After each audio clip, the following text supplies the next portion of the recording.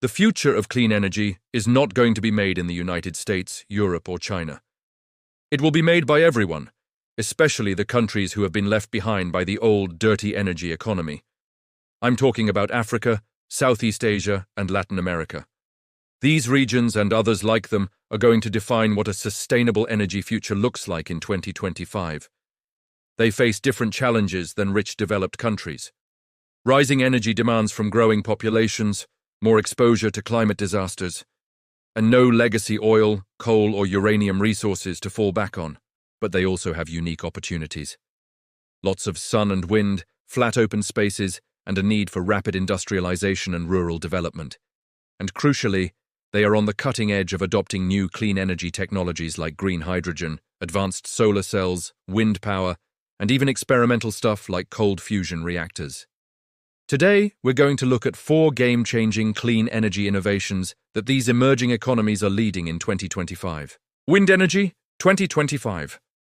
The humble wind turbine has seen steady improvements over the past few decades.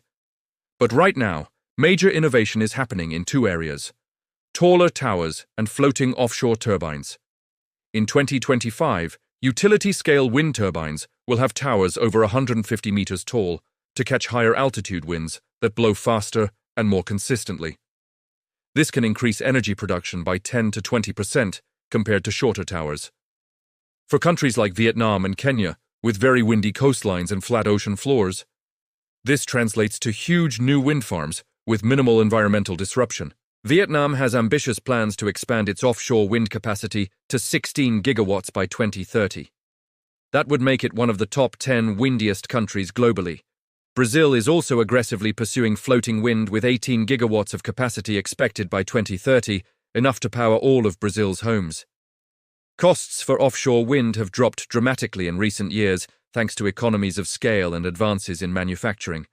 But connecting these remote wind farms to local grids remains challenging, requiring expensive upgrades to transmission systems. But with proper investment, wind will continue to deliver clean, reliable power for decades to come. New solar panel tech, 2025.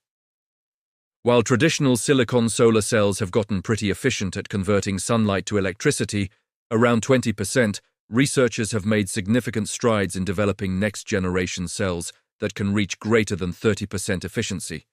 Perovskite-silicon tandem solar cells are a leading contender, combining the best properties of 2 materials. Perovskite has record-high theoretical efficiency of nearly 33%, while silicon is cheap, durable, and well understood. Some companies are even experimenting with flexible or portable solar panels that can be easily integrated into building materials, cars, backpacks, tents, and other items to provide off-grid electricity. India has emerged as a world leader in rooftop solar, leapfrogging the need for centralized power plants. As of 2023, it has over 120 gigawatts of installed capacity, the 3rd largest in the world. And in Africa, mini-grids powered by mobile solar are electrifying thousands of villages without extending connections from national grids. With the right policies and financing, solar will continue its rapid growth trajectory and bring electricity to billions more people worldwide. Cold fusion, LENR, and the MFMP experiments, 2025. Low-energy nuclear reactions, also known as cold fusion, remain one of the most controversial topics in the energy world. The idea that nuclear fusion can occur at or near room temperature and ambient pressure has been debated since it was first proposed in 1989. Mainstream scientists largely dismiss cold fusion as a failed hypothesis. However, a small but determined group continues to report new breakthroughs in the field. What if LENR turns out to be real? A working cold fusion reactor could be the ultimate solution for powering emerging economies. The heat generated by the reaction could be used to produce steam for electricity, desalinate seawater, or simply provide process heat for industrial uses. The Martin Fleischmann Memorial Project, or MFMP, is a multi-institutional research project launched in 2018 to reinvestigate cold fusion. Named after the late physicist Martin Fleischmann, who first claimed to have discovered cold fusion, the project is funded by private donors. Recent experiments conducted by the MFMP and other independent labs have shown excess heat generation under conditions where nuclear reactions should be impossible. While mainstream science remains skeptical, the potential benefits of LENR are too great to ignore. If cold fusion can be proven to work, it could revolutionize energy production and help lift billions out of poverty. Now, before we go any further, alright, let's get back to the video. Resonant Water Electrolysis 2025. Splitting water into hydrogen and oxygen using electricity is how we get green hydrogen, a clean-burning fuel for heating, electricity, and transportation. But the process requires high energy input and can be inefficient. However, engineers are developing a promising new method called resonant electrolysis. By applying oscillating electric currents at precise frequencies, resonant electrolysis can split water molecules more efficiently. Several labs around the world are racing to develop commercial prototypes of this technology in 2025. Once perfected, resonant electrolysis could enable decentralized green hydrogen production using renewable power. Small modular reactors could provide clean off-grid power to remote communities lacking electrical infrastructure. The potential applications for resonant water splitting are vast and could transform how we use hydrogen as an energy carrier. The technology is still in its infancy, but the research advancements in recent years are very encouraging. Green hydrogen production 2025. Speaking of green hydrogen, there are multiple pathways to produce it, but they all require lots of electricity. Electrolysis, powered by wind and solar, is one approach, but biological methods are gaining interest as well. Algae and bacteria naturally produce hydrogen as a byproduct of photosynthesis. By cultivating these organisms in large ponds or reactors, we can capture the resulting hydrogen gas.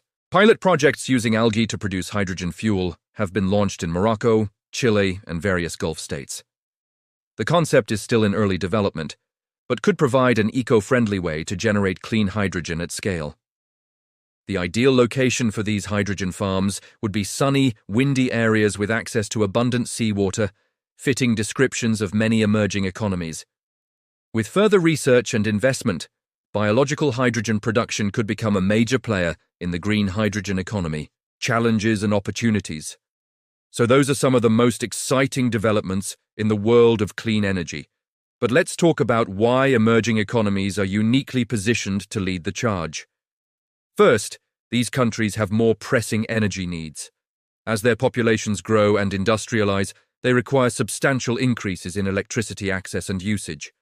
Second, they have more exposure to climate risks. Rising sea levels, extreme weather and water scarcity already pose significant threats.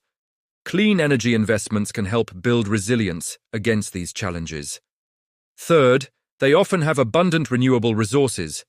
Many emerging economies are located in areas with ample sunshine, wind, or geothermal energy. This provides an opportunity to harness local resources for sustainable development. Fourth, they can leapfrog fossil fuels.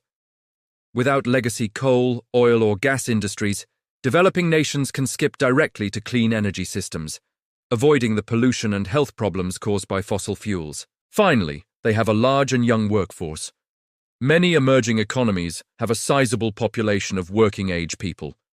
This demographic dividend can drive innovation and entrepreneurship in the clean energy sector.